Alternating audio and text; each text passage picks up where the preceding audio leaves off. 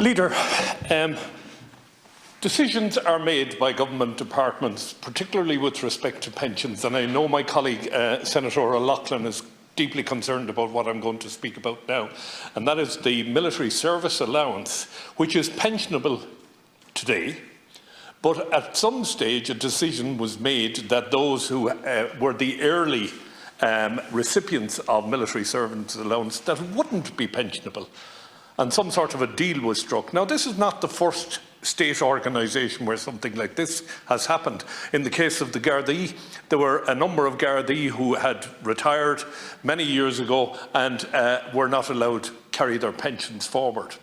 We also have the issue of pension abatement, which originally designed to stop high-paid civil servants retiring at the financial crisis and coming straight back into the department that they were working in, or another department, with a massive pension, a massive lump sum, and back into a serious salary.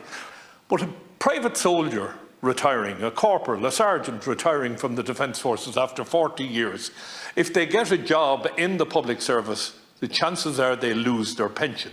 Now, we've two court cases in this state that went as far as the Supreme Court, where a pension was declared to be a property right and could not be touched. One was a prisoner in Mountjoy Jail who had a contributory old age pension. State said, "You're a prisoner, no pension." He said, "No, I contributed to that, it's mine." Took the case, went to the Supreme Court, and his pension was his. The second was a cabinet minister who went to jail. And there was an attempt to take, well, he wasn't a minister when he went to jail, but there was an attempt to take his pension, and he successfully fought through the courts. Pension is a property right. So it is my contention, and I think Senator Oireachtas will agree with me here, is my contention that pension abatement is illegal. It is theft of a property right. If they don't want to pay those pensioners from the Defence Forces and the Gardaí, who are the ones most affected by it, if they don't want to pay them some sort of a benefit, I suppose, from getting a second job because they're forced to retire at 50 years of age in most cases, and they come back into the public service, if they say you can't come back in and have a full salary, fine, but you can't touch a pension. A pension is a property right, and all of us in this House depend on our pensions when we reach a particular age in our lives. And it is simply wrong. Let's be honest about it. A private soldier, a corporal, a sergeant, right up to, I suppose, the rank of colonel, the pension isn't that fantastic. And they talk about the golden pension public servants have.